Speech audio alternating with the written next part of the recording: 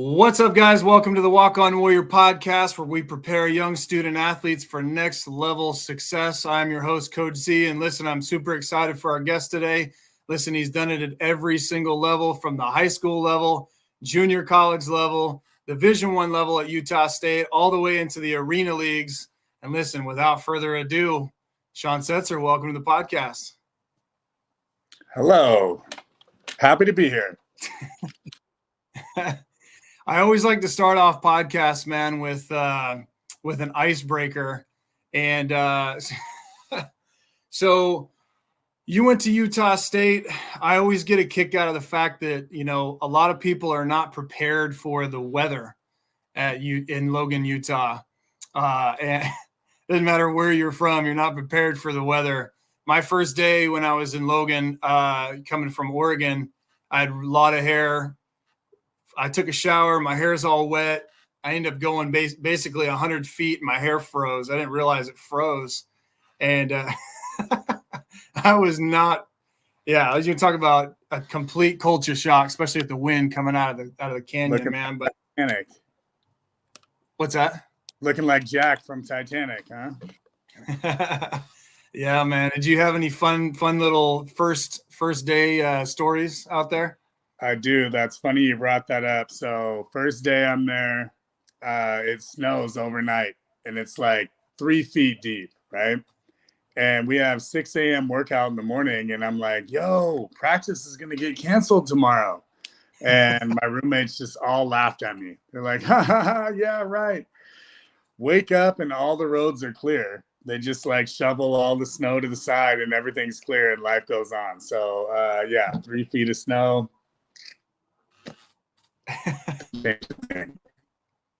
Yeah. Do I still have you? Did I lose you? Yeah. Oh, okay. Yeah, I got you. It's a little bit slow, but you're good. So give us a rundown. So tell us a little bit about your story. So you've got a real interesting, super interesting story, you know, going from high school, going from out of state, going to, junior college, Utah State, arena ball, you know, doing what you're doing. Talk a little bit about your story and how you went from point A to basically point Z. Now we just cut out. Uh-oh. Did I lose you?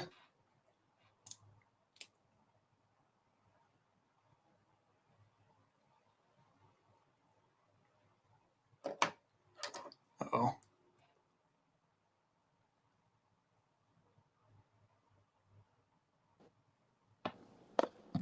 Oh, did I get you? Are you back? We in there? I'm here, man. All right, good. Go Man. ahead. I got you. Yeah, so listen, break down kind of your road. So starting from high school in Oregon, you go out of state, go to JC, go the route that you took. We'll break that down from one step to the next, but kind of give the viewers a little bit of a breakdown of you going from all those different levels. Yeah, so I kind of had a crazy situation, and kind of why I wanted to be on your show, because I wish I would have known a lot of these things. So I played multiple sports. So I played offense and defense in high school. I was all-state as a safety and quarterback 2 years in a row, offensive player of the year, defensive player of the year, multiple scholarships in both. And I got a lot of scholarships as a safety. And, you know, as a 4'6", 40, you know, white guy, 220, I knew they were going to put me at linebacker eventually, right? So I did not want to go for safety. And I felt like my best way to get to the NFL was quarterback. So I really wanted to play quarterback. Senior year in baseball, I ended up just going crazy and got drafted by Pittsburgh Pirates, got Indiana, Oklahoma, Oregon State, a lot of scholarships in baseball, right? But I really didn't love baseball. So Pirates come to my house and they say, look, if you go JC, you play both, you can decide what you want to do, And if you do well in JC at baseball, we'll give you a bigger contract, bigger signing bonus, all that, right? So I'm like, cool, I'll go to Grossmont. They got good baseball. They got good football. I'll play both, okay? Decide what I want to do. So go to Grossmont. End up like baseball, it wasn't fun, right? Like quarterback's what I wanted to do. Like it was my passion. Baseball wasn't it, right?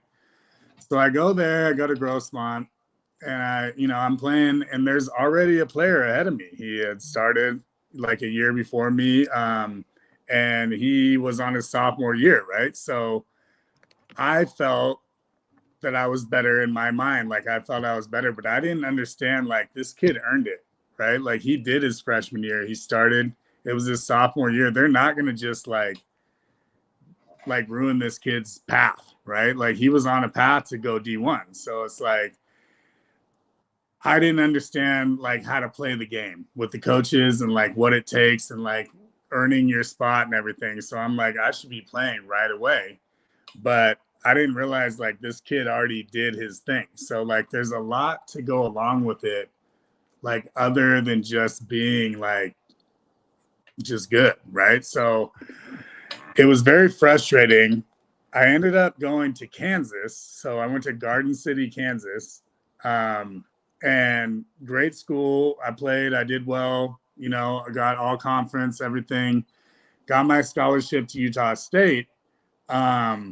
But like, it was just a wild road to get there because I thought coming out of high school that I would just start right away. Like, I'm like, oh, JC, I'm like, I'm going to come in there. I'm going to crush these dudes. JC, there's amazing players in JC. Like our whole starting lineup, like all 11 went D1. And it's like you hear JC and you think it's weak, but it's like some of the best players I ever played with in my life were on JC at Grossmont. So it's like you don't know what's coming your way. And like when you get there, it's like it's a rude awakening, and you really have to be focused and driven, and it's just I would recommend JC, I would recommend it if you believe in yourself, because there's so many good players there that you wouldn't believe how many good players there are there. And it's just like, don't discount it, and also don't act like you're just going to come in there and start right away. Cause Grossmont was the real deal, so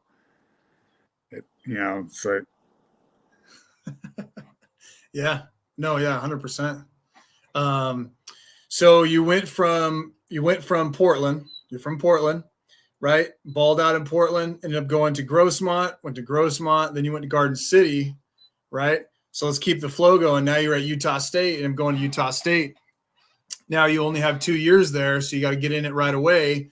After Utah State, you end up going and playing Arena League, correct? Correct.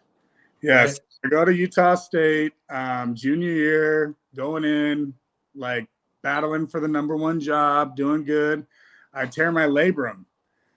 So it's like spring practice, I tear my labrum, and the trainer, he tells me, he's like, we got to get you ready for game one. We don't care. Like, you need to sit out. They're telling me to sit out. Okay. I want to play through it. They're like, no, we need you to be healthy. Okay. So I sit out, whatever. Time goes by. Couple weeks in, we're getting ready for the game, and now all of a sudden I'm the backup, and they were blaming me for sitting out, right? So it's like I was told to sit out. Now I'm backing up. Now I don't have an opportunity. And sometimes coaches think when you sit out that you're milking it, or you're being soft or whatever, and they want you to play. But I'm being told from different areas to sit out, right? So missed most of my junior year, end up playing a little bit towards the end. Again, felt like I was much better than the player, but I just didn't get that opportunity, right? So my whole junior year, waste, right? Senior year comes through. I come in healthy. I dedicate myself. I earn the starting job, okay? So I'm going in.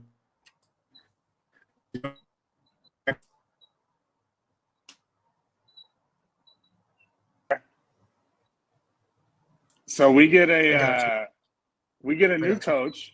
Okay, so he's read option, and I am shotgun. I'm kind of 4 wide, 5 wide. I like to spread it out, pass. So we got a read option coach. So now I'm splitting time my senior year, right? And again, felt like every time I played, I did well. I did the right things, but I'm splitting time, and I just didn't feel like I got the opportunity that I earned, that I deserved, right? So do well, do okay, play half the games, half the time, whatever. Pro day comes around. I do well in that. I end up playing Arena League for a couple years, okay?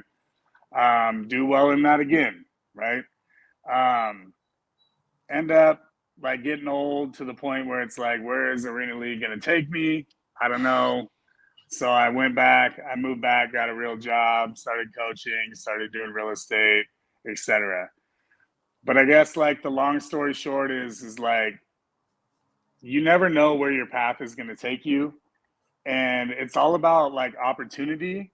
And it's also about like focusing and dedicating yourself and like really buying in, because I think early on my problem was not playing the game. I didn't do what the coaches wanted me to do. I thought talent was everything, and it's not. Like, you need to go to film, you need to show up at the weight room, you need to show up to everything, and you need to be that guy. And it took me a long time to realize that, you do need to be that guy, and you do need to be a leader, and you have to play, all aspects, so. Yeah. No, you bring up a really good point, man. I think a lot of kids, especially, so we'll talk a little bit about high school, but you bring up a really good point in the sense that, kids don't understand the grind when you get to that next level and all the aspects that come along with it, in a sense of, in high school, you can be the man, you can skate through more or less, for lack of a better way of putting it, but you can kind of just be the guy and always be the guy and skate through and then make your way through. But guys don't understand that there's a difference in the levels, right? And then all of a sudden now it becomes a job. Now it becomes a situation where you're going to have to go to film. You're going to have to improve in the weight room. You're going to have to improve between the ears. You have to improve in every aspect of life. And kids definitely are not necessarily prepared for that. I mean, you get a little bit at some of these schools, Catholic schools, whatever, you got a little bit more time and all that. But that's one thing that kids don't understand, and that's one thing that definitely need to get through to these guys, especially in this podcast. But let's go back to high school. So you're coming out of high school, all right? So talk about your situation coming out of high school. So you believe that you're that next level guy, right? You want to go, you want to play at the highest level. You still have a dream of going and doing great things, but you're not necessarily getting, let's say, the scholarships you want or exactly where you want to go, and how so on. So talk about the mindset going from that situation to making a decision to go, hey, I'm going to go to JC, or where you're going to go after that. Yeah. So I guess, a lot of disappointment. All my biggest scholarships were like for defense: Oregon State, Boise State, Cal, Idaho, all of them for safety. And I wanted to play quarterback. And the best ones I had were like Portland State, Idaho State. Like back then it was Division I AA. And I wasn't happy. And I really I played against players that were D1, like Eric Ainge was in my class. He went to Tennessee, thought I was better. In my quarterback training group, there was Kellen Clemens. There was Anderson. What's that? Was it Derek Anderson? Yeah, Derek Anderson. I felt like I was better than them, right? So I really believed in myself, and I think that's what it takes, is just really believing, because no matter how many people would tell me no, I really wanted this, and I really felt like I could do it, right? And so I go JC because I'm like, no, I'm not going to play D1 AA. I can do this, right? So I'm going to prove myself. And I did not take no for an answer. And I think that's the mind frame you got to be in. Like, if you go JC, just realize like you need to love it full on. Like, you can't just go in and think like, oh, I'm going to play JC. Like, it has to be a passion. You have to dedicate yourself, because JC is going to take you one of two routes. You're either going to get what you want, or you're going to completely fail, right? So I've seen like some of the best players I ever played with were at Grossmont, and they never went anywhere. And it's like, you really need to be dedicated. You need to love it. But if you are good, you believe in yourself, and you get that film, you can make it happen. You just, it's tough. Like, and you know, I'll say this, like, if you didn't get the scholarships that you wanted, if you didn't get the looks you wanted, but you feel like you did well and you feel like you can get there, go JC. Because worst case scenario, you go back, you end up D2, D3, whatever, you end up right where you were. But best case scenario, you ball out and you prove everybody wrong. So, you know, that was my mind frame. I'm like, I'm going to prove everyone wrong. I'm going to show them that I can do this. And, you know, I'm not going to like take any of this hate, anything that anybody said. I'm going to go for it. And I'm going to show them that I'm good enough, you know? Yeah. And there's something to be said for that. You know, you're dealing with a different mindset. You've got, I mean, you can always fail. You can always quit. You can always just say, you know what, I'm not getting what I want. You know what, I'm going to do something completely different. But when you decide to actually put your foot down and go, hey, you know what, I'm not getting an offer. My buddies might be getting an offer, right? And they're blessed to receive, and they're signing days and doing all that. I'm left out, but actually I'm not left out, because there are options or other roads. I think a lot of times, a lot of guys, you know, they get it in their heads through their mom's friends or whoever at the party are saying, well, you know, don't go JC, you know, it's going to make you look like a failure or whatever. But a lot of guys, the reality is that the majority of guys haven't developed yet, right? Guys physically haven't developed yet, definitely mentally have not developed yet. And the character building goes into not only going to the next level at a university, but damn sure when you go to a JC. Because what I want to talk about right now is now you end up going in a situation where a lot of JCs, you know, they're small, they're in tough locations. You're going to have to withstand dealing with, you know, elements of, now you're an independent person. Now you got to set your schedules. Now you got to do all these different things. And I don't think a lot of guys are prepared necessarily for that. Because in the mental game, all their buddies are going to Oregon State, or they're going to wherever. So you have to pull back the ego a little bit and learn more about character and ego when you're dealing with that, man, because that's one thing that I would always deal with is now you have a kid that's bouncing back from Oregon. We had a kid that bounced back from Oregon, 4 and 5-star guy. And dude, for the first like 2 or 3 months, we couldn't get through to him because, oh my God, I'm at JC. I'm a 4-star guy. I shouldn't be here. But at the end of the day, at some capacity, you screwed up. You came back. Now it's all about redirecting you in that direction you can go. Everybody ends up at the same point. That's what kids don't understand. You go to a JC, you go to a university, you all end up at the same point, right? Especially after those 2 years or whatever. The difference is, right, and you know this perfectly, is that you're going to get time on the field, right? You're going to be able to redirect your grades. You're going to be able to get in the weight room and do all that kind of stuff versus what I did and went to Utah State, walked on. I held pads for like 2 or 3 years. And most kids cannot handle the patience. And I talk about the word patience as a young kid because kids, when you're younger, don't have the right sense of time. They don't understand time. They just think, boom, I got to jump in, got to get going now. They don't understand development. But as a quarterback, right, you deal with a way more intense situation. So if you're able to pull that shit back and say, hold on a minute, I can't go from Sean Setzer, 18 years old to coming out of the tunnel in Tuscaloosa and actually go out there and make it happen. You don't want to look like an idiot. The speed of the game, all those kinds of things, So that's a really great point too, because so for me, I was 5 years, right? I redshirted, I did it all. So I started 2 of those 5. And I felt like from my freshman year, I should have been starting, right? And so I did have to have that patience, and it sucked. Like, some of those years were some of the worst years of my life, dude. Like, sitting behind people that I felt I was better than, like watching them, and just like, it was so frustrating. You go to practice and you do well. Like, I remember going to practice, I would, complete every single pass that I had, and it didn't matter because I wasn't going to get in because the guy was ahead of me, right? And it was some of the like wildest ups and downs of my life. And I had to be patient. And if I didn't be patient, I would have never got to where I was at. And like, just thankfully that, I truly had a passion for it. I loved it, and I wasn't going to give up. But my freshman year not playing was one of the worst years of my life. And then I go to Utah State my junior year and I got hurt, one of the worst years of my life.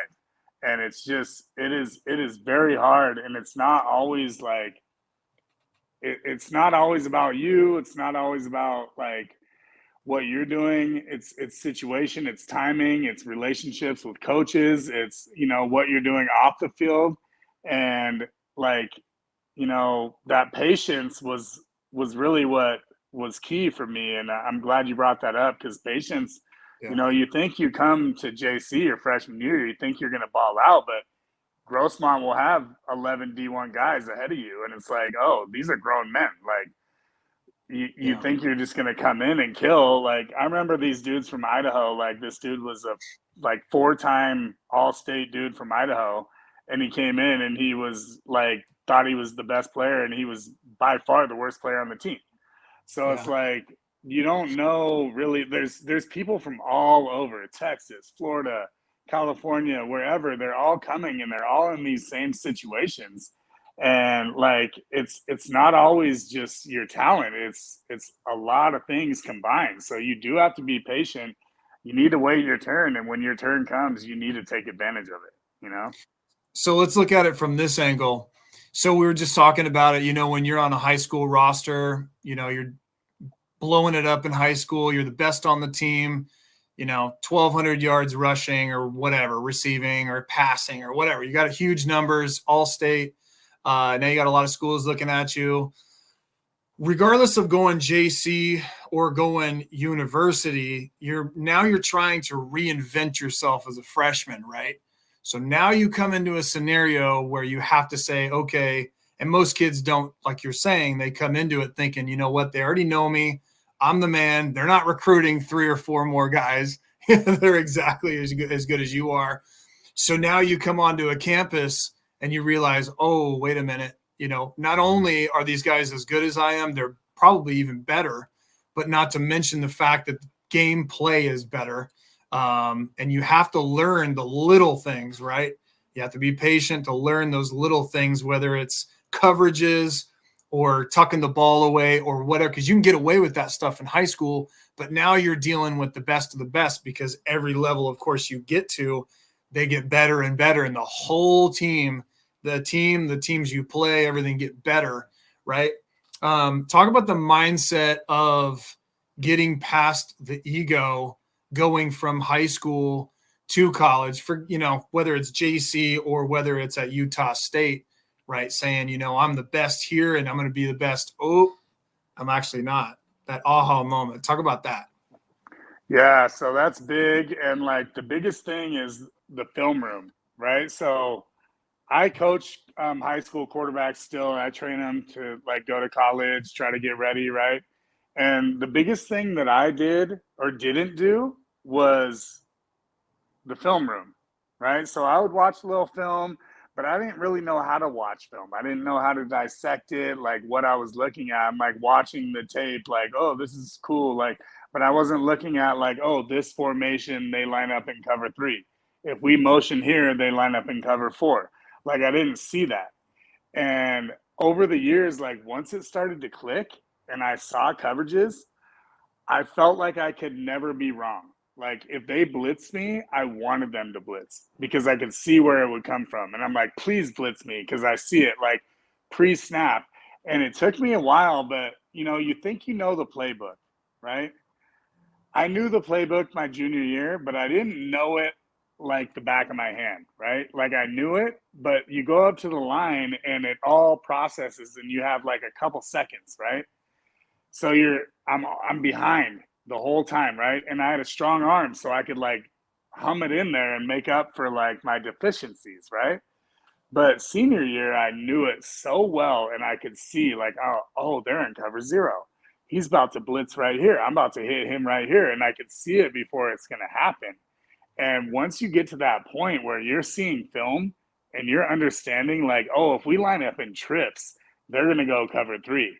Now, if we motion this guy over here, they're going to end up in cover one. They're going to do this. So you can see like pre-snap what they're going to do, and when you understand like both sides, so defense and offense, and as the quarterback, that's a big thing. Other positions, not as much. But when you understand like why a defense is playing this defense against this formation and this play, and then you understand why an offense is running this against this defense, that's when it really comes, like when you really start to understand football. And you see guys like, I played with Bobby Wagner, right? The dude was undersized, he was little, but he just read everything.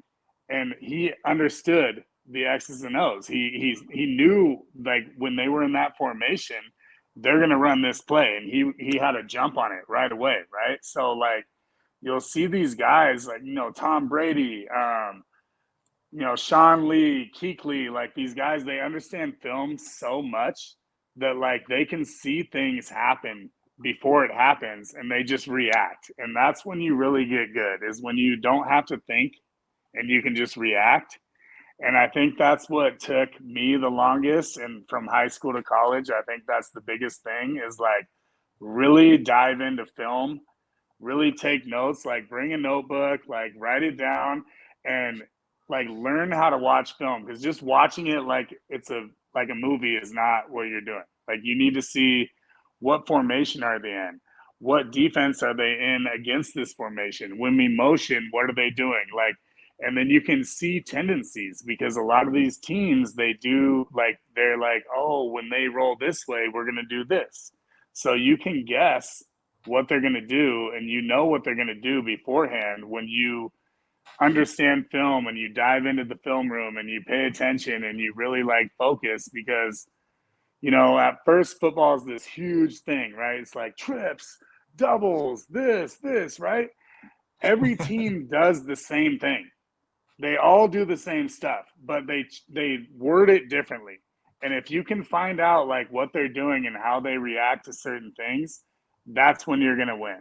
You know, like I saw last year, Mahomes was 80% against the blitz because he sees when the blitz is coming, right?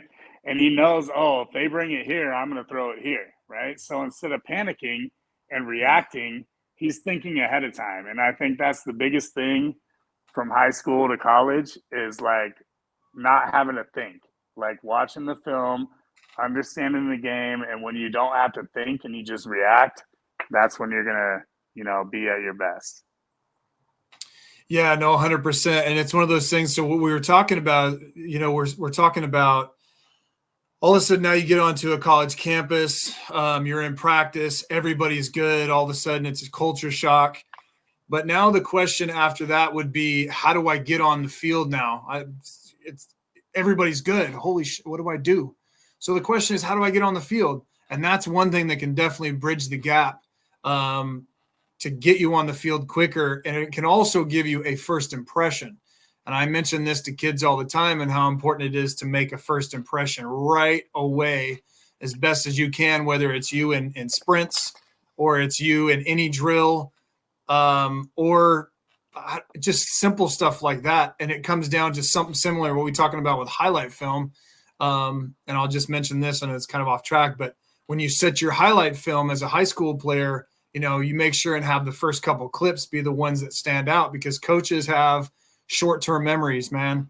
Everybody does. If I meet Sean Setzer for the first time, he's going to look at me and be like, okay, he's short. He's, you know, whatever, you know, he's kind of a jerk. He's a good guy, however you want to put it. So first impressions are everything. And that could be the difference between being number one on the big board, could be number 3 or number 4, Or down the road when a kid quits after spring and they're trying to fill that position, then they're like, you know what, I actually have talked to that kid. I really like him, and that could be the difference between a scholarship, a non-scholarship, positions, no positions. So, last thing with that, just if we're looking to try to get on the field and get playing now, or at least get some time and not be like me and spend a couple years, the fastest way, obviously being a team player, doing whatever the coaches tell you, right? You just mentioned that, but learning the X's and O's. Kids don't know. Yeah. You don't know that, right? So I'm glad you brought that up a little bit. So I've heard you do your little podcast before, and you brought this up about your highlight tape, right? And that was one of the things I wish I would have known. So I'm glad you do this, because this is valuable to, players trying to get recruited. I was told to put my best game on my highlight tape. So I just did a full game, right? And it starts off first quarter. I'm like throwing hitches, screens, whatever. A coach, he's getting hundreds of tapes. He's getting just people coming at him all the time, especially D1. They're not going to watch a full game, right? And so looking back, I'm like, man, I really wish I would have thrown my best throws right at the beginning, rolling to the left, throwing a post or something crazy to catch their eye. Because think as a coach, if you're getting 100 tapes, right, and you're looking through, are you going to watch 30 minutes? You're not going to watch 30 minutes. You're going to watch 3 minutes tops, right? So looking back, I was in VHS days, right? So I had a stack of VHS, I'm recording the same thing over and over, and I put them in padded envelopes and I sent them to everybody, right? It's a straight VHS. And my first, it was a game.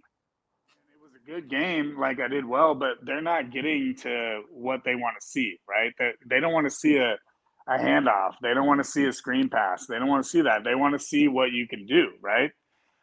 Think Zach Wilson a couple years ago in the combine. He rolls out to the left and he launches a 70-yard post on a dime, and everybody lost it. They loved it, right? Anthony Richardson, he threw a dime. They loved it, right? And I could do those throws, but I didn't show it. And so all those tapes were wasted. I'm sending them everywhere, and nobody's watching 30 minutes in. So, definitely put your best film right at the beginning to catch their eye. And then as far as the next thing goes is, just be a good, overall good person. And one thing this is off topic, but one thing I ran into was don't burn bridges. Okay. So my junior year, this coach comes up to me after the game, and he was for a D3 school. Okay. And he was talking to me, and I was big timing him. And I look back and I'm like, wow, I was like, no, I'm not going D3. I shrugged him off, right? He ended up being my O coordinator at Portland State when I went there. And they are intertwined, and you never know who you're going to deal with. And I big time this dude, and he ended up being my O coordinator, and I guarantee he didn't like me because of the way I acted. So it's you never know who knows who, and don't be that guy that burns a bridge and then has it affect you later on, because you never know who's working with who. And just be a good person, be a genuine person, and don't get ahead of yourself. You get a few letters, don't act like you're the man, oh, I got these letters. Everybody gets these letters. And just focus, be genuine, hit the film room, hit the classroom. Don't act you're gonna be the next I don't know, the next Johnny Manziel or whatever. Just keep your head on your shoulders. You know what I mean? Yeah. So moving through, so you go from high school, you go to the JC or the collegiate world. What was one of the big? So talk about the scheduling, right? So kids, a lot of times everything is done for them in high school, right? You just show up, take the test, exams, whatever, and then you're good to go. Now talk about the transition, right? So from high school, now you're going to be a collegiate athlete. What actually happens when you start at a college? So this is such a good question, dude. So, all right, you got weight room 6 a.m. You wake up, you go to the weight room 6 a.m. You go 6 to 7, right? You go back home. Now you got class at like 8:30. Okay, so you go to class. You go in, get done about like 3 p.m. Okay, now you have film before practice. So you're going to film. It's like 3:30. You're going to film. Now practice is at 4:30. You go 4:30 to 5:30 practice. 6:30 whatever. Then after you have to go get your meal. Okay, they make sure you eat, right? You go there. Then you have study hall. So then I'd have study hall till 7:30, 8:30 at night. I would be gone from my house from 6 a.m. till like 8 p.m. every single night, right?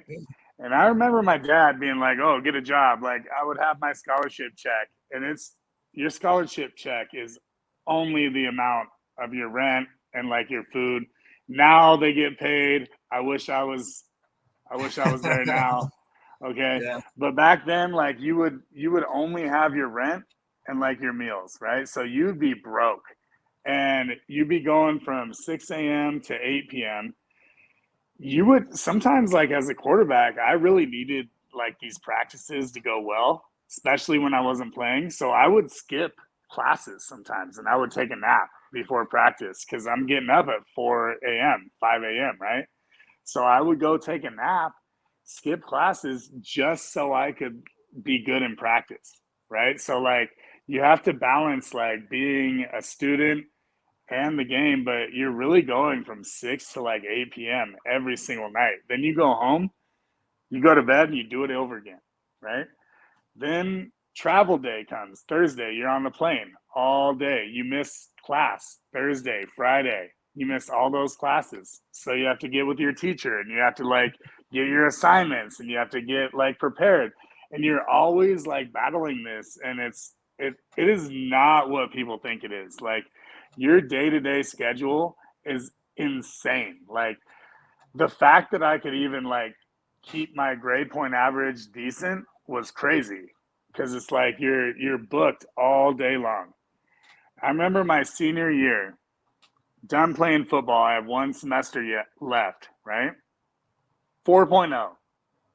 I just crushed it. I went to every class, 4.0, and I was thinking like, wow, all I have to do is go to class because I didn't have football. I didn't have any of that. So like skipping class was crazy to me because it's like I had nothing else to do. So like I see a lot of times people think, football players, athletes, they're given all this, but they don't understand like you are going nonstop 7 days a week from like crack of the morning till crack of dawn and you're not stopping, So it's tough. Well, so two things. So the first thing that stands out to me when you talk about the academics, you talk about the schedule, on the field and on campus is kids that can't make it work. Some kids, they've just got everything handed to them. They come on campus, grades, they just can't figure it out. Oh, by the way, you forgot to mention, I don't know at that time. I mean, there was study hall, but it was only for certain guys that were doing poorly, whatever. You also add in the fact that you also have study hall because most people don't understand that there is a GPA, there's a qualification, because if not, the NCAA yanks you out. And then guess what? There's another guy that steps in your position. And in those cases, you ain't coming back. It's just, unless you are one of the guys, you're out. And you can't mess that up. Academics are everything when it comes to the next level. And when you're coming out of high school, and we mentioned this here and there, but that really is your resume, because when a coach will come in and talk to me, say, listen, this kid's good. This kid's really, really good. Say it's the second time they come through and they're serious about one of our guys. we'll stop there. But the first time they come through, they're just looking at database, put kids into their, get to know them, whatever. That second time they come through, then they're serious. But what they're going to say is they're going to say, well, show me his transcripts. I mean, that can make or break anything, really. And that's such an important piece to that. So when you get onto campus, you need to have that skill, or you better learn it quick to do the extra work, because the whole you getting better on the field means nothing if you can't be eligible. And so I had many guys, man, that couldn't cut it, freshmen especially. We had a kid that was a 4 or 5A, whatever it was, in Texas, player of the year. He was the all Mr. Football or whatever running back. And he came out there and just he got homesick, which is a reality. Never mentioned that. Some kids if you go out of state, some guys get homesick and they just can't cut it, do their thing. But there's kids that just don't show up for class, get distracted with girls or the campus life or whatever's going on campus. And then all of a sudden within 2 semesters, they're gone. It's one of those things where you have those distractions, but academics, you have to push all that aside, especially if we're talking to, someone like yourself and myself as well, included. With most of the guys, they wanted to go play D1. Now we're there. Now it's time to make it happen. And if not, you're going to be right back where you said you were not going to be anymore. And then your life is going to take a completely different turn. And then you're going to be in a situation where you have to bounce back to JC, and it's just even tougher of a road. So that's a good point right there too. Because, so 2 things. My senior year going into Utah State, my best receiver was a JC transfer from Texas. Dude ran like a 4.3. Dude was awesome. We played all spring together. Like, he was my number 1 guy, okay? Didn't get his credits up. He couldn't play the season. Ended up having to go back, lost his scholarship, everything, because of his math credits or whatever he did academic-wise. He couldn't get on the field. He was my best receiver by far, okay? For me, my senior year, transferring from Grossmont to Kansas, one of my credits didn't transfer. So I had to take 3 extra classes in order to be eligible for spring ball for Utah State. So if I didn't pass these classes, I would have had to wait till August for the regular camp, right? And as a quarterback coming in from JC, you need that spring ball. You can't just show up at camp and just come in right away, right? So I had to do extra classes my sophomore year in JC in order to go D1 in time for spring ball. And then this other guy, he ended up getting kicked out of Utah State because he didn't do his classes. He didn't get his academics right, and he was my best player. So it's you're 100% spot on with that, because if you're not taking care of it, you're not going to be able to play. And this dude really changed the whole team because he was our best receiver and he wasn't there. So. Well, let's talk about that too. So when we're dealing with academics, so when you get to the next level, the most important person that I think you should talk to or build a relationship with, and coaches don't really push it as hard as they maybe should, but is our academic counselors. And you usually have 2, 3, I don't know, depending on the school, depending on the level, right? That's reality. They don't have enough money to pay for all that. But the point is that, through every semester, the beginning of the semester, you go and meet with the counselors, and the counselor says, oh, you want to be I think you got an X science, right? Something like that. Yeah, teaching. Yeah. So you go into that avenue. You got somebody over here that goes to engineering, whatever. Their job, they're getting paid what they're getting paid to straighten you out, to put you in the classes. They're going to get you from point A to point Z, graduate, and get the heck out of here. And that's one of those things that, when you're coming from the high school level, right, you don't touch any of that. Now you go to the JC world, and if you don't have that locked in and ready to go, when a perfect thing to segue into, when a coach comes to recruit you, whether you're in high school, JC, or whatever, if you do not have the right amount of numbers, they just cannot take you. at all. They cannot, if you're not lining up with the time. I think you talked about time earlier, but it's all about making the best of your opportunities at that time.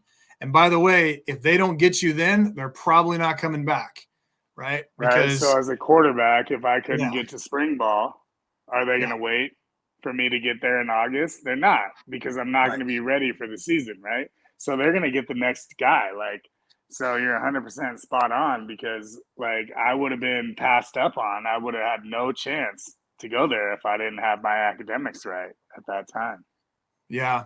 And, you know, you're in a unique situation where you went to a couple different JCs. And so being able to transfer your credits or your transcript from one to the other, you think, well, okay, it just says, hey, it'll just transfer over, or I got to do whatever. No, you have to do the work to make sure that you have it on hand. And so you're taking it through the process. And most kids, you know, the maturity level and understanding is not there because a lot of times they just don't have the mentorship and so on. And that goes back to coaches, because coaches don't know necessarily what you're going to need. And they really honestly don't want to put the time in, right? I mean, if you're one of those guys that's just a total pain in the ass, coaches are just you could be the best player in the world, but if you're going to be a pain in the classroom, off the field, whatever, you're a distraction to the team, you're a distraction to his paycheck and whether he stays or goes. And they know you to a certain extent. They know Sean Setzer from, okay, he's only been here 2 weeks. I know him for 2 weeks, right? I know him maybe as a good player, but I don't know him as a character guy or whatever. We'd have kids that would come from Miami and all these places where their lifestyle is a little bit different than showing up on an organized campus, being in a dorm room, getting up, being at the lob at 20 minutes before, in the wintertime for mat drills at 4:30, the whistle blows.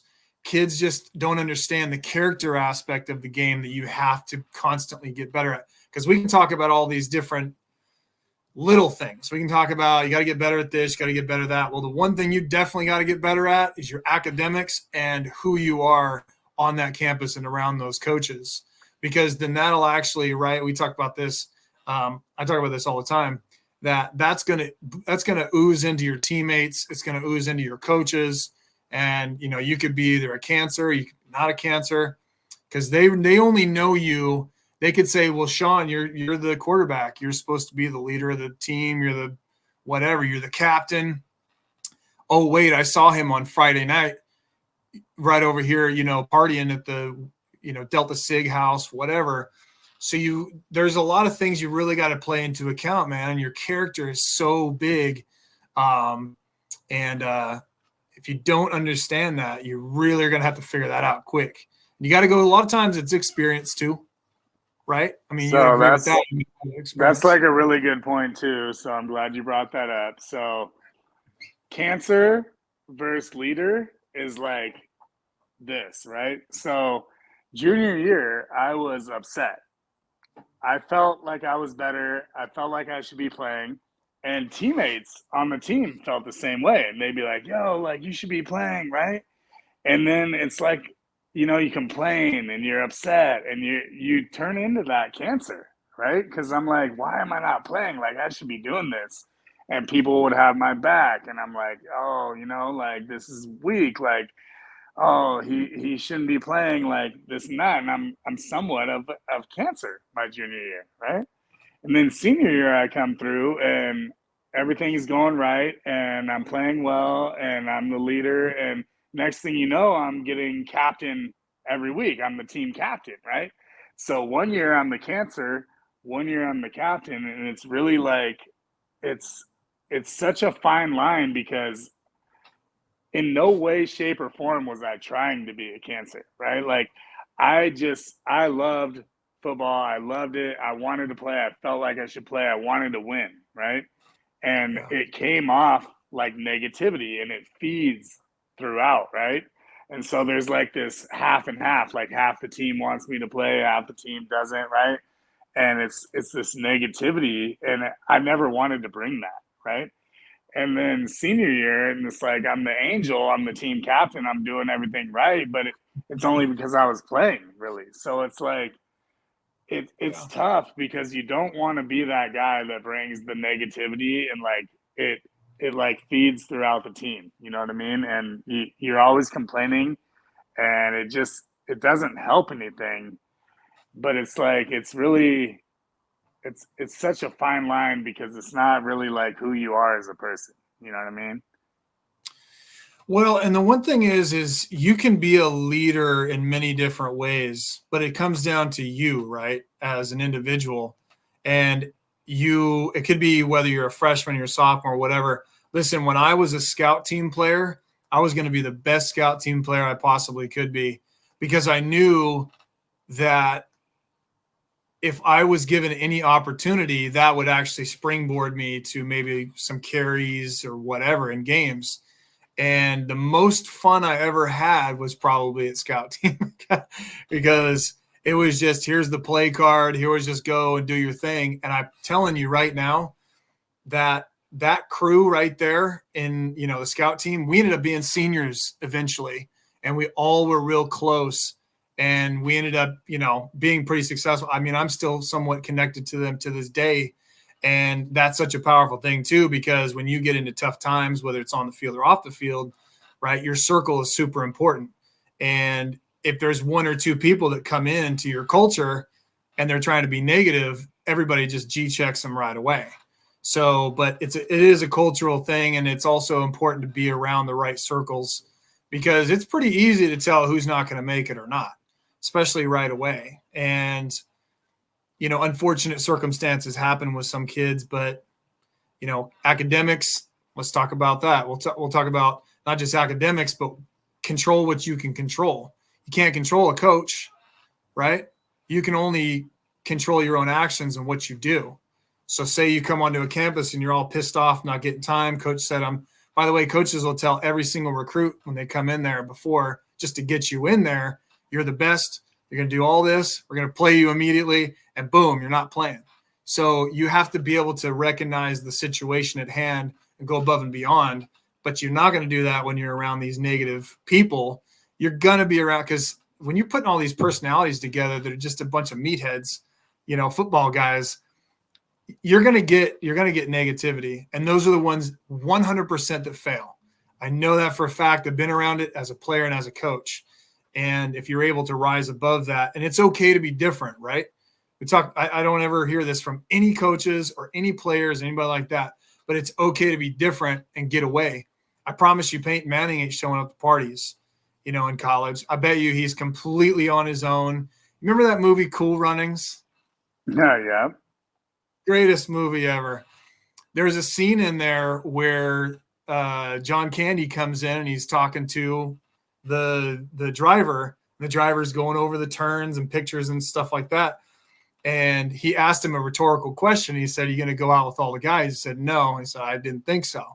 He was talking about leadership and how important it is to not do what everybody else is doing, right? To be successful. If you're the one in charge, whether you're a running back, leading the running back group, special teams, whatever, it's such an important point.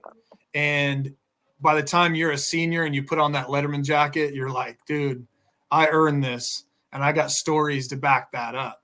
You know what I'm saying?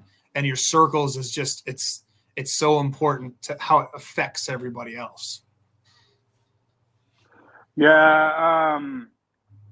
That one took me a while for sure. And I kind of go back and forth a little bit because you've seen the ones where they're like, who was it? Josh Roseman, right? Or Josh Rosen. Nobody came to his birthday party, right? So nobody liked the guy. He never went to anything.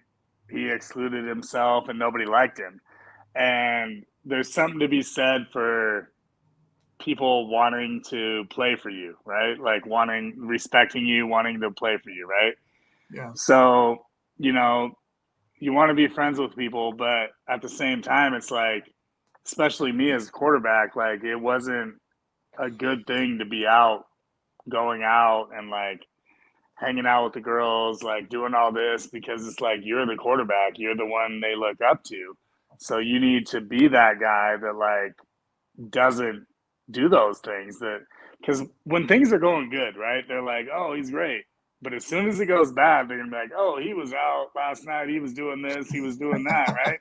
So they're gonna Yeah. fold on you, right? So it was tough because like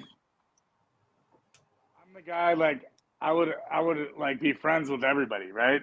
And I would go to things, I would be cool and people would love me, but then like I said, when it goes bad, then they're like, "Oh, he was out, he was doing this," right? So once Yeah. you get to college, you really need to like prioritize what's important, right? Like is these few years, do you want to party? Like do you want to have friends or do you want to be successful and do what you were trying to do? And looking back, it's like those like going out in Utah, like you can not do that and be okay. You know what I mean? Like it's Yeah. you got to prioritize. Like, do I need friends or do I want to focus on football and be that guy? So Yeah. that's a good thing to bring up because it's like now it's time to be an adult, reel it in, like do what you're supposed to do, go to class, not party, like focus on what you're doing and realize like perception is everything. And that took me a while because like whether it's true or not, like what people perceive of you is who you are. And it's like if you're out not doing the right things and you're not doing well, they're going to perceive that of you. So it's like you need to represent yourself in the right way or else you're going to waste your time, you know? Yeah, and that's a real good point. And the word responsibility comes up because I don't know about you, but for me, every day I'd always, when something was going to be like a party or something that was popping up, I'd always mentally be like, hold on a second. So I started thinking about people that told me I couldn't do this, or the route it took for me to get here, how much time and effort. And I would always remember all those little things because it's like I've gone this far. This is the vision. This is where I want to go. And if I get this thrown away, what's that going to feel like having to go home? And I really try to imagine almost getting used to or getting comfortable with that negativity of screwing up, right? But that's something that I can control, right? It's one thing if a coach that says, you know what, I'm going to cut you because it's not working out or whatever. But if I can control something, why would I put myself in a situation to fail? Because I got news for you. You're going to have families, your whole family's counting on you. You want them to be proud of your dad, your mom, your cousins, whoever. And a lot of times kids, when they get to the Division I level, especially, they may be the only one in their family that's ever been able to do something like that. And so, when we talk about failure, there's good failure and there's bad failure, man. And we see, you and I see the bad failure a lot. It's probably the majority, not 60% majority, probably 70 or 80%, where somebody was around the wrong, say, girl or got arrested or whatever. And, that's one thing. If you fail in a positive way, right, you're busting your butt, you do everything you possibly can do, and a coach just, right, doesn't like you, whatever. It's interesting because when I walked on in the spring of 04, something like that, 03. So I ended up rolling in there and I made an impact right away and had a huge spring, was the leader in rushing in the game. And all of a sudden we get to the end of the spring and the coach, Coach Tabor, he ends up saying something like, in our exit meeting, and like, I'm not sure if we have a spot for you. I'm like, what the? So then I, end up overcoming multiple things to get to where I was. That's a lot of shit, man. And that's a lot of stress. That's a lot of nervousness. That's a lot of what am my family going to think or whatever. And I think that's healthy to think that kind of stuff because that's something that can kind of light a fire under you a little bit to take you to be the best. A lot of kids don't have that, when it comes to conversations with coaches and stuff. And that's a reality. right? There's those exit meetings and everything like that. You don't know what these coaches are going to say. You don't know who they're planning on bringing in. And I hated meeting with coaches, man. I hate shout out Coach Sean Johnson, whether you liked him or not. He was a guy that was like, I hated going and talking to him because I had no idea what he was going to say. And everything he said was based off the head coach, Coach Guy. It's like, I don't even know, man. So, responsibility, and then, just understanding that overcoming failure is a part of the game and part of the off the field stuff too. So. Yeah, and like to bring that up too. So Sean Johnson, I remember him, and Coach Guy, I remember all that. So they're not going to watch this anyway. So a lot of it too is like opportunity, right? So like, yeah, one man's trash is another man's treasure. Okay, and like you could be terrible on one team and you could be awesome on another. And bringing up, you mentioning those coaches, I remember thinking like, they have this preconceived idea before you go in there, and they have this idea of you, and there's no way you're going to change it.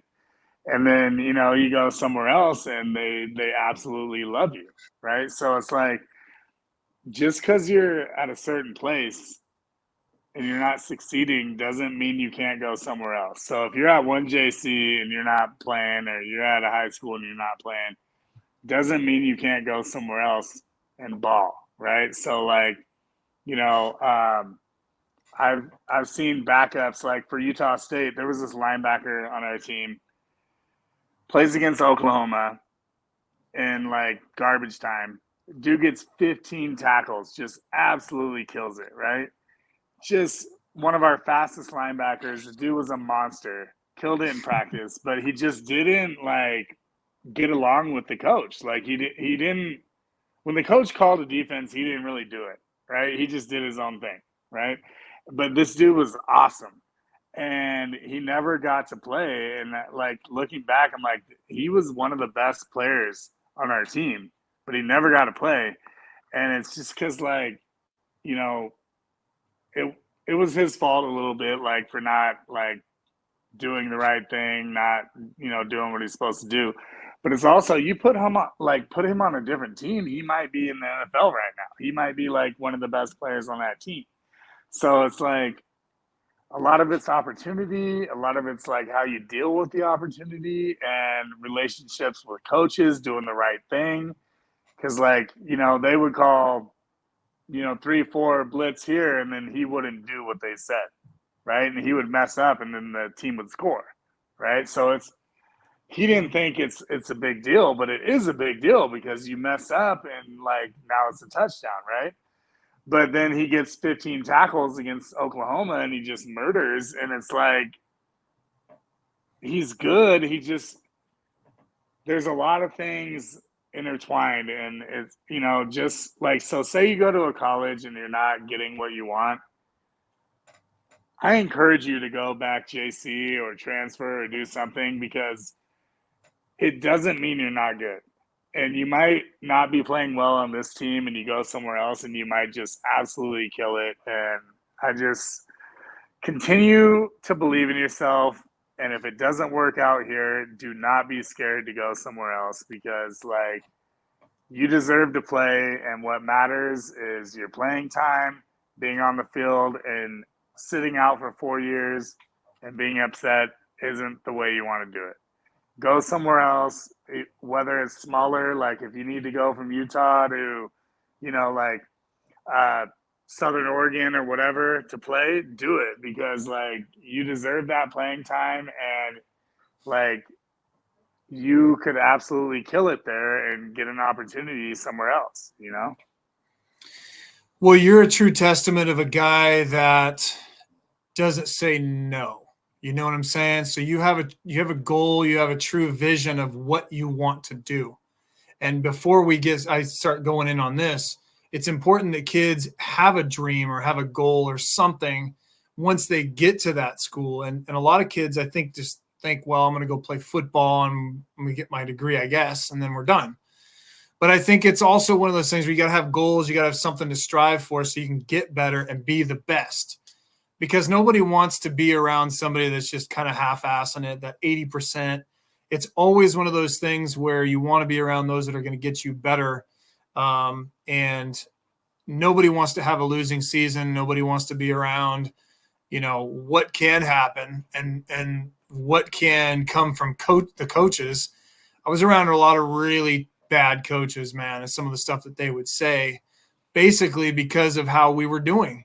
And it was just runoff, regardless of how good we were or whatever. It was just, we'll talk about that in a minute. We'll talk about coaches, but it's one of those things where, it's important to have that goal, that perspective moving forward, as opposed to just being kind of a sitting duck and not really know what you want to do. And then just year by year by year, because then you start waving off and you start partying and you start doing some stupid stuff, man. And, but you being the type of guy that you went from high school to JC, you went to Utah State, you played even at the professional level.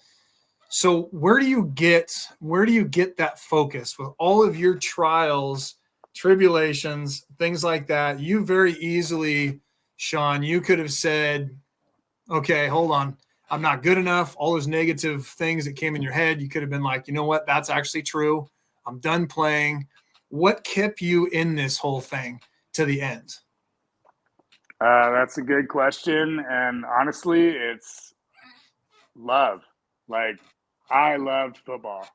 It was everything to me. And like, I couldn't see myself doing anything else. And so I was not going to take no for an answer, because it's what I loved. And like, I truly was passionate about like every play, every game, like everything.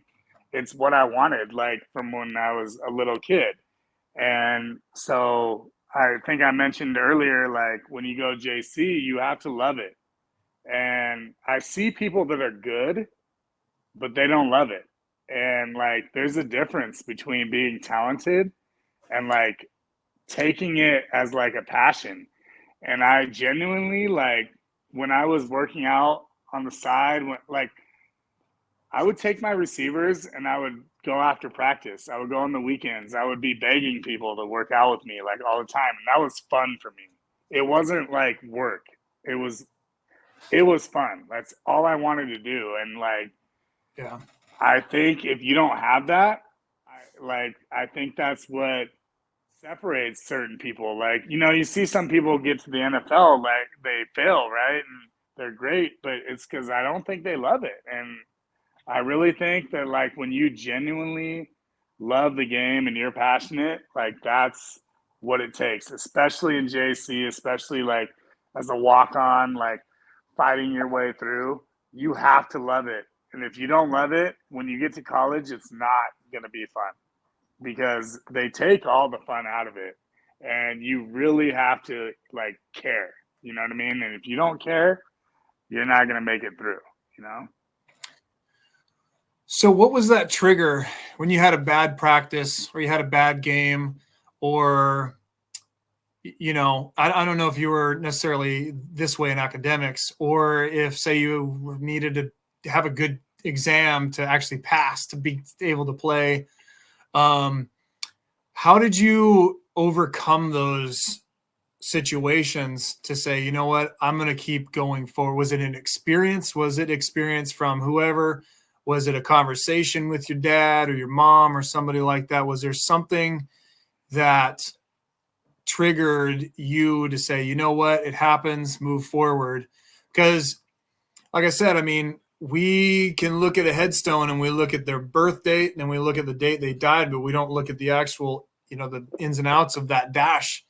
And so it's like on a day-to-day basis, God, Logan, it's freezing. I just fumbled twice in practice. Coach yelled at me. I've been sitting on the bench for I've been a scout team for 2 or 3 years. It's just not working out. I don't think the coach likes me. You always hear that, right? Every kid always says the coach just hates me. That's one of the top excuses. And that's the one thing that I'm going to ask you. And for me, it was the fear of failing, not on the field, because I knew that was going to happen, or in the classroom. But the fear was, like I said earlier, of doing something, going this far, doing something my parents didn't graduate college. Most of my family didn't graduate college. And so I'm like, here's my goal. Do I want to be exactly like everybody else? I want to create a story here. So when people think of Coach Z, or Dustin or Coach Z or whatever down the road, I can use that as motivation for other people. There was a healthy fear that I had, man. And regardless, I did not want to fail. So every single time, every day, every practice, every whatever, it was like, man, it was such an important thing for me, maybe way too important. The weight room, I went up to like 217 in a year and a half. It was like, listen, we got to make this happen no matter what. But were there specific things that you did or people you talked to or whatever to get past that? Another good point. I'm glad you brought that up. So I feel like there's two types of people, okay? There's people that take criticism and they believe it, right? And they take it and they're like, oh, I'm not good enough, like this and this and that. And then there's the other type of person that is like, F that. Like, I'm going to prove them wrong, right? So I always was the type, I took criticism and I'm like, I'm going to prove them wrong. So anytime someone told me I couldn't do something, I'm like, oh, I'm going to do it. And that's what feeds me. Like in football, when the other team talks trash, right? I'm coming right back at them. Like when someone's like, oh, you're weak, like I feed off someone telling me I can't do something. Like I wish somebody would say you can't do it, because I'm going to be like, oh, I'm going to do it. Right. So like that was what it was for me. Like every time a teacher was like, you're not going to go to the NFL, I'm like, I'm going to do it. You're not going to go D1, I'm going to do it. Like anytime someone said I couldn't do it, I'm like, oh, watch me. I'm about to do it just in spite of you. You know what I mean? So like I kind of turned it like anger or like frustration or whatever. Like I fed off that. And I was like, watch me do this. My junior year at Utah State, I remember a coach, he told me something. He was like, you know, you're going to be who you are for the rest of your life. Oh, made me so mad. Mad. And then I remember like we were in the lob. You brought up the lob earlier. I could probably guess who that coach was, by the way. Yeah. So I go, look, I was like, what do I need to do? And he goes, your sense of urgency. I hear you say that, but what does sense of urgency mean? Like, what do you mean? And he's like, oh, you need to speed up. And I'm like, oh, because I'm calm. I'm calm in the pocket. I was like, so I need to speed up and be like a maniac. I need to throw picks, like be a spaz. And it made me so mad. And like, I just wanted to prove them wrong. And so like, every time someone tells me something that like is negative or you can or whatever, it fires me up and I just want to prove them wrong. And I think that, you know, if you're that guy in high school, JC, whatever, and people are doubting you, use that as fuel. Like don't take it and like let that beat you down. Like be like, no, I'm going to show you, because like if you believe in yourself, you believe you're good, do not fall for it, because there's going to be so much negativity from everywhere. Like not every coach is going to like you. Not every teacher is going to like you. People are going to like, a lot of people are going to doubt you. Like, you know, 1 in a million people will go D1, right? And like, if everyone's like, you can't do that, well, maybe you can't do that, but I'm going to do that. So like believe in yourself and like use that as fuel, because like that's what got me going. And I wish people would tell me no, because I'm going to show you that you're wrong, you know? So don't feed into that, you know? Bro, I fumbled. So we only had one, maybe two running backs. And in this practice, and it was going into like week 5 or 6. I don't remember what it was. And we were doing a goal line drill, which is asinine to begin with. And I don't remember exactly what it was, but we had a terrible O-line. We had some good O-linemen, but we had a terrible O-line, and guys would shoot through and just blast you as a running back. I fumbled the ball 3 times, 3 in a row. And that was the worst practice I've ever had in my entire career. And the biggest O-lineman we had was waiting for me in the locker room. And I'll never forget that, because it was the healthy fear that I was like, you know what? Not only is he pissed at me, but he's pissed at me because he wants us to be successful. And something like that didn't click when I was younger. And then when I get older, something actually mattered to me, and something was very important to me. And so when that happened, it really made a huge difference. And later on, we were doing some, dinner thing. And one of the old linemen that I thought was going to kill me, he comes up to me and he sits down next to me, and he looks at me and he said, I know you're not doing very well right now because you want to make sure you're perfect out there. You're a perfectionist. He goes, the sun will come up tomorrow. And I mean, that was something that was able to get me through that, but I didn't have the right headspace when I was younger to actually understand that. You just took it personally, right? Kids all take stuff personally.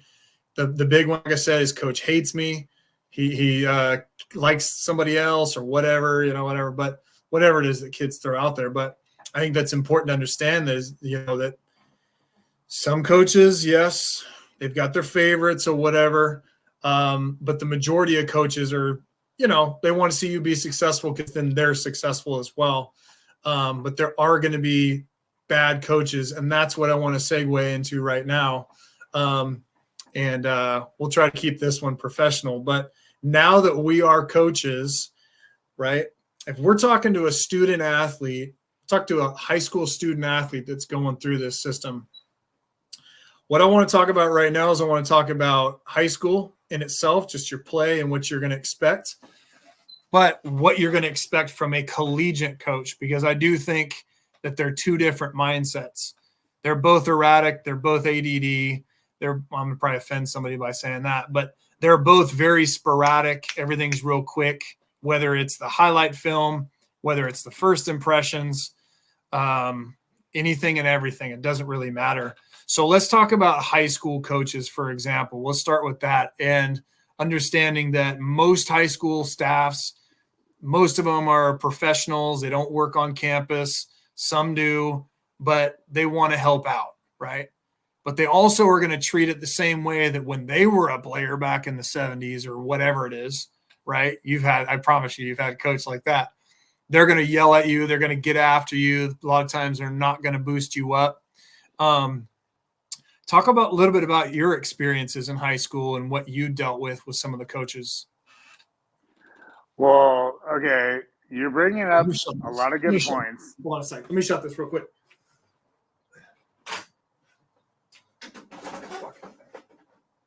Sorry, brother. Go ahead. My curtains. Okay, so this question, because I coach, right? I've coached varsity. We won like 2 state championships as offensive coordinator. Okay. Crushed it for Hillsboro back in the day in Oregon. I've never yelled at a player ever in my life. Ever. I've never raised my voice. And I feel like good coaches need to do that. And there's a lot of coaches that do that. They will yell at you. They will tell you, oh, go run, like go do these wind sprints, like do this, like this punishment. Those aren't the good coaches. If you're a good coach, you don't need to like belittle someone. You don't need to yell at them. You don't need to like clown on them, because you're going to tell them X's and O's. You're going to be like, yo, like you missed this cover 0 blitz. You could have hit this guy right here. There's no need for anybody to be like that. And those coaches are the ones that like, and I get it. Like what you said, they're teachers. They're not the they didn't play Division I college, right? They didn't play college.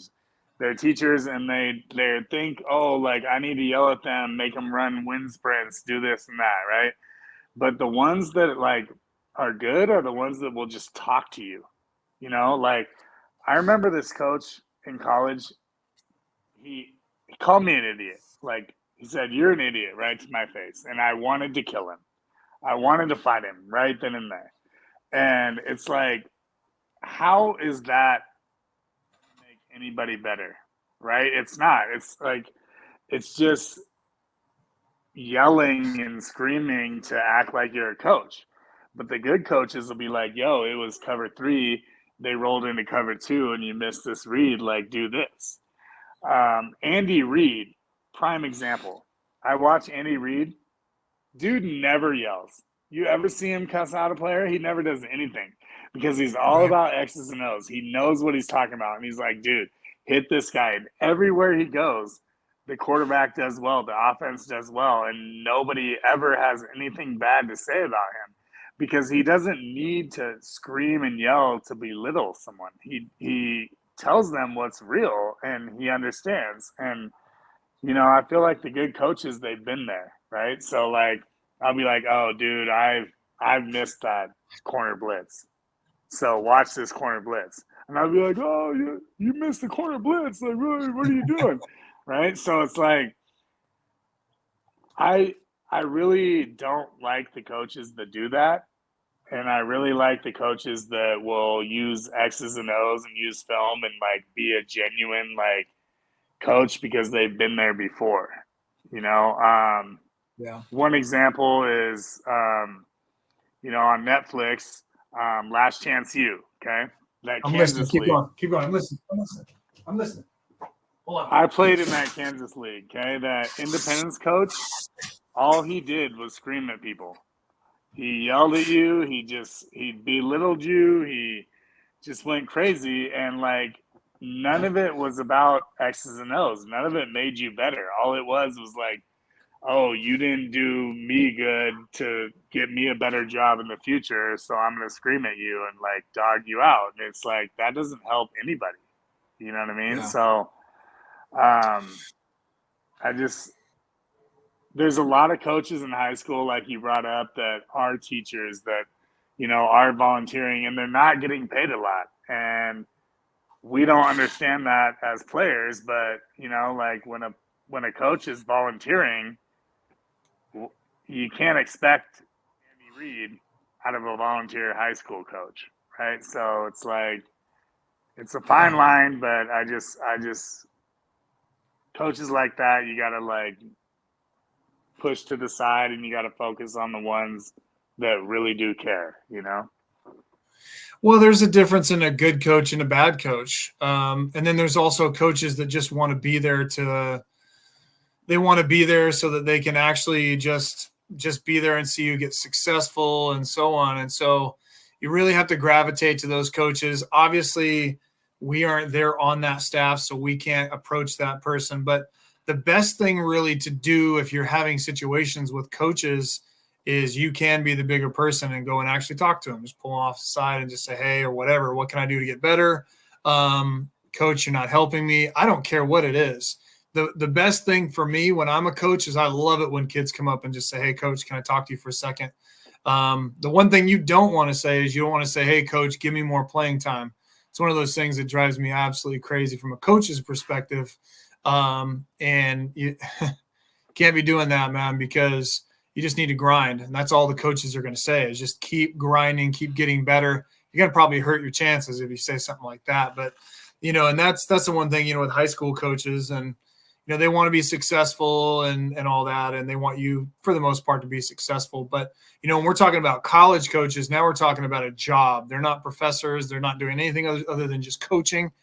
We had coaches. So when I went into Utah State, I'm not going to name names. I'm going to tell you a scenario because this is one of those things that definitely happens and it definitely needs to be told. But I came in there and the kids that were going to be seniors or juniors or whatever, not the seniors that were leaving, but they were telling about a coach who is still coaching today and has bounced around. He's actually in the NFL, which is crazy. But What happened is the staff that was there, right? Because you're the staff that was there. What happened is so they all got fired. What happened is at the end of that game, that coach came into the locker room and just laid into them. My kids are not going to eat ever. They're not, no paycheck. It's your fault. You guys are terrible, whatever. And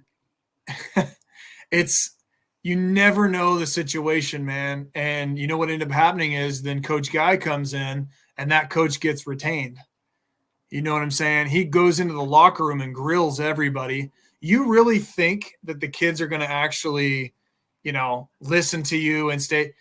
So, we're kind of getting ahead of ourselves, but, when we're talking to student athletes that are, viewing this, you're going to run into coaches that are not going to be good people. It is what it is.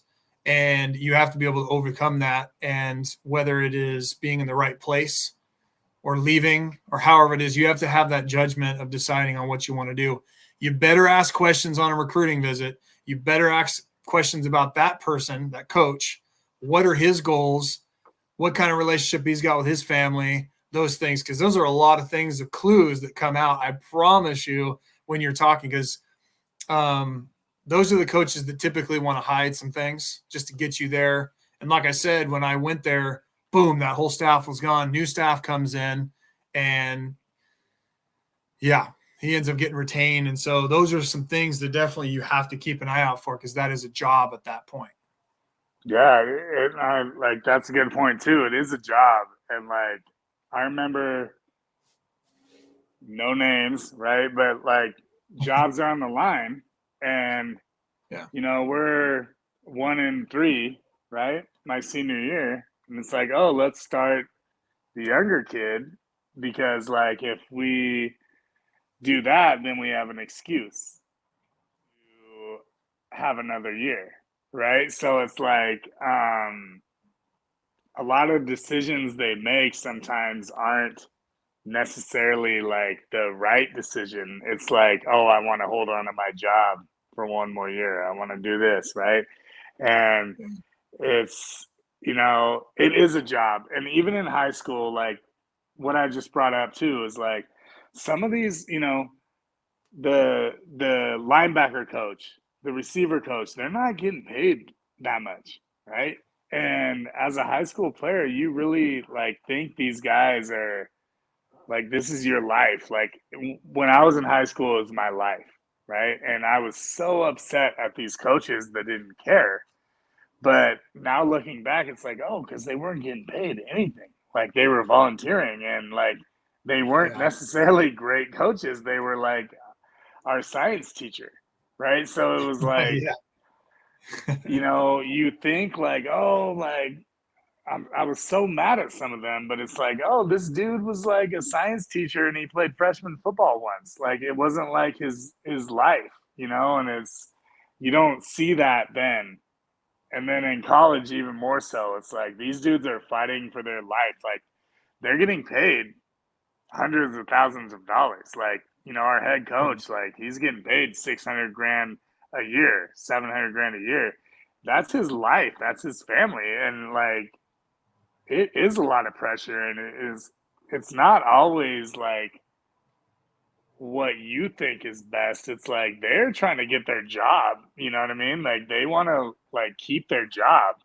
And so it's a lot involved, where it's not always just what you think it is, Well, and that's interesting, and you think about it, I always go back to recruiting and grilling the coaches, because when I'm on recruiting visits with these kids, I get kind of pissed off when the parents don't have questions or the kids don't have questions. I'm the type of recruiter that I pretty much lay it all out. I get it.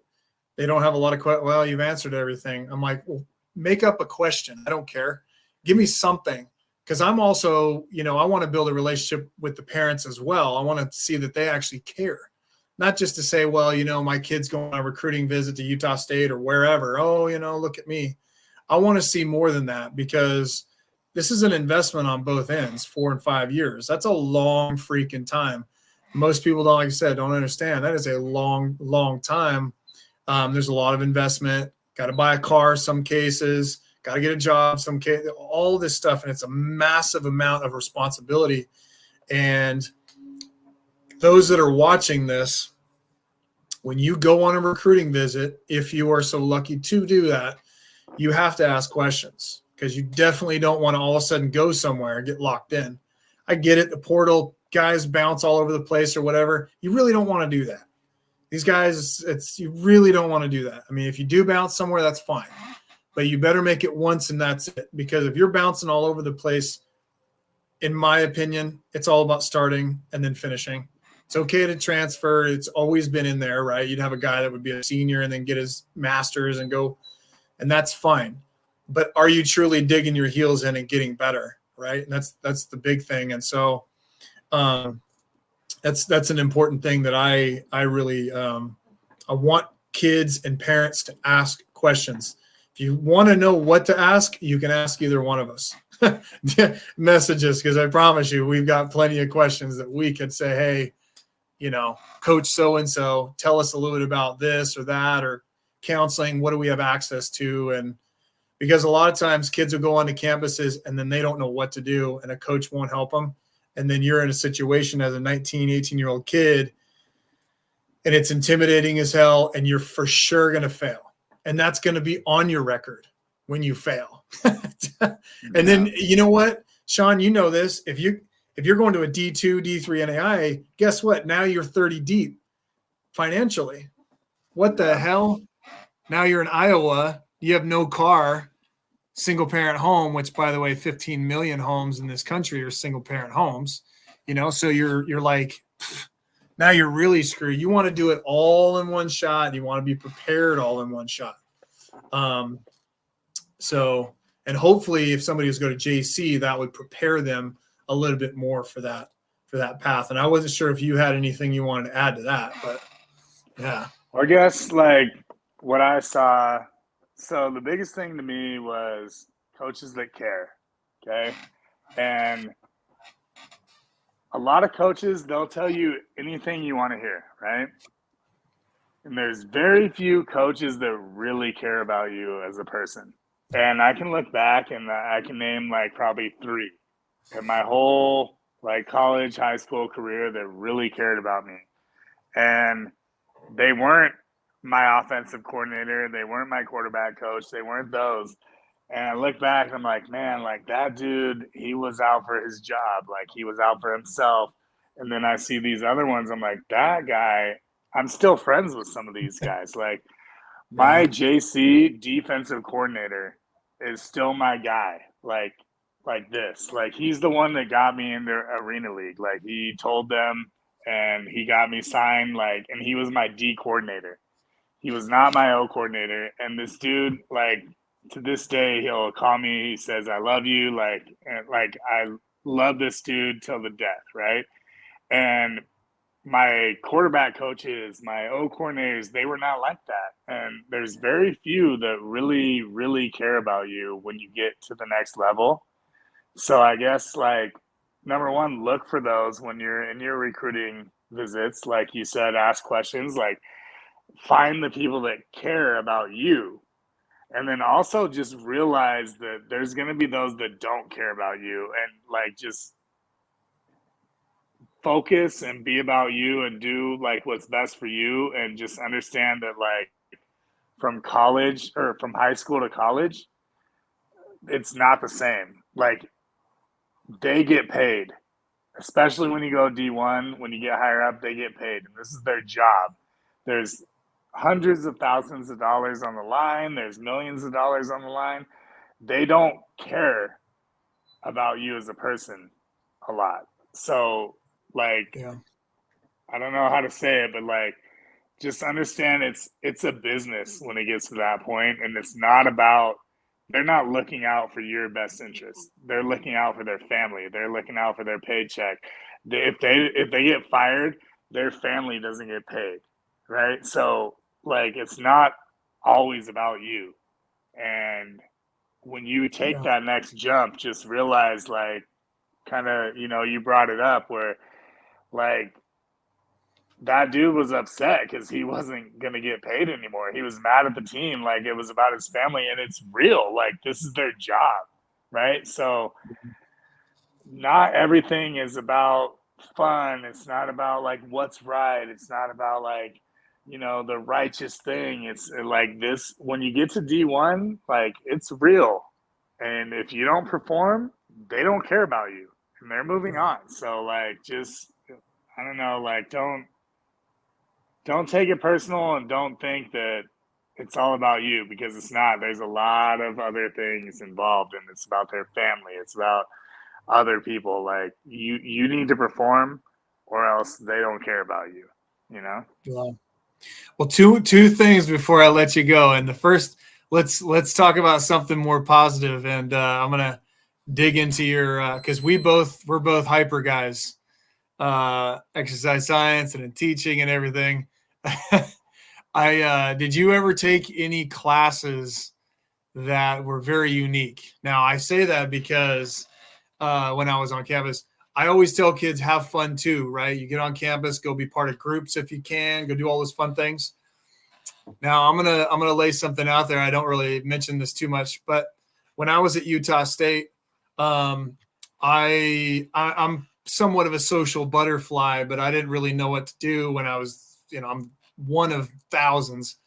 So I ended up taking a billiards class. So I was in the field house for a couple of years, which was pretty fun. Now I'm actually somewhat of a pool shark, so don't play me in pool. But anyway, I took a dance course so I could meet girls. I took a ballroom dance class, and it was also country swing. And lo and behold, that not only did I meet a bunch of girls, but it's also stayed with me as I've progressed in life. And for you gentlemen out there, learn to dance because I've never met a woman that does not love to dance, especially when it's doubles. So that's one of my little secrets to throw out there. So you can make it clap? What's that? You can make it clap? What do you mean make it clap? Never mind. So to that there was two. So history of jazz, and I failed it twice. That was going to be an easy one. But one of the best classes I ever took, and I mention it like to this day still, is journalism ethics. And it was like about like, writing articles and like having ethics behind it. Like, so we see now there's no ethics. Like, Stephen A. Smith, Skip Bayless, they'll just throw anybody under the bus, right? Right. This class was awesome because it was like talking about how these articles affect people and like how when you put this out there, like, you say, oh, this person, one of them was about like murder cases or whatever, like, oh, this dude murdered this person, right? And they didn't. And they get proven innocent. And then they have to live their life for the rest of their life because the article that was put out about them, right? So I see it in sports a lot where it's like, Johnny Manziel or Baker Mayfield or whatever, they get a bad rap. James Harden, they get a bad rap because of the media. And then they have to deal with this for the rest of their life because the media portrays them in this way. And it was such an awesome class because I saw like how writing articles will affect like other people's lives and how you need to be like conscientious about like what you say about people because this is their real life. Like you're affecting them. And I see a lot of that's been lost in sports journalism now, and I really look back on that class. I really like that. Yeah. And last thing, I got to put you on the hot seat. I got a couple of questions for you, little off the wall questions, and see what you have to say. Are you ready? Yeah. Okay. So question number one, you got to pick one. And this is in relation to places you've played. got to choose one. So Garden City or Amarillo, Texas? To live? Yeah. Overall. Neither, but Amarillo. Garden City had one Applebee's. That was about it. Okay. I've been to Amarillo. That's why I said that. I brought that up. I thought that's funny. Question number 2, mountains or beach? Oh, beach. Beach. Okay. So this one's gonna test you a little bit. Question number 3, Sherwood High School or Lincoln High School? Ha ha! Wow. Well, Lincoln's the rival, so I've never lost to them. They're out of there. And then Sherwood, they're little mini guys. So Okay. I've never lost to either. So how about Wilson High School? Okay. Number 4, you being from the Northwest, a parka or a flannel? Flannel with the pea coat. And the frosted tips. Yeah. What's his name? Chester Bennington style. Yeah. Dude. I used to have the earrings, the little tips, the little puka shells, all that. Oh my God. Yeah. Talk about throwing it back. And then question number 5. So you're a 2-sport guy. Football or baseball? Oh, football all day. Baseball, they're just a different type. I would hit a home run and I'd come in and I'd be like, yeah, and like people would be like golf clapping and like, I'm trying to like break some things and they're not down. So football all day. Yeah. If there was one thing, so last question, if there was one thing that if you could talk to Sean Setzer as either a junior or senior in high school, if you could tell them anything, now knowing what you do know of the journey that you've taken, what would you tell him? Man.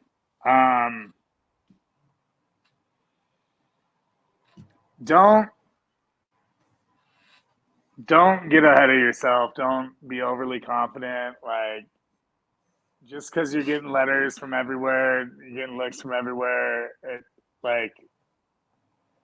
doesn't mean you're the man. Like, don't pull a Johnny Manziel. Okay, so like, be a good person, focus, and like, your junior and senior year are it. And if you can just focus on those 2 years and just like not care about friends, like care about like your partying life, like whatever, just focus on those 2 years and really like take it serious because you don't get those back. And I mean, there's just so many things that I would have done, and it's just like, just look back and know that there's a life ahead of you other than those 2 years. So just, suck it up for the 2, do what's right, and then your life will be much better going forward. Man, I think we could go for probably 4 hours if we wanted to. We only kind of hit just a little percentage of a lot of the things I really want to dig into. So I'm going to have you back on, Sean. We'll definitely keep building on this, man. And just want to say thank you for coming on the show. Is there anything you wanted to plug? I know I got a couple things on the ticker, but go ahead and plug anything. No, just, any questions, you're looking to go into college, quarterback, whatever, feel free to reach out. And you're looking to buy or sell, hit me up. You already know the deal. If you need to get into Grossmont, I'll hook you up with Coach Z. And, feel free to reach out.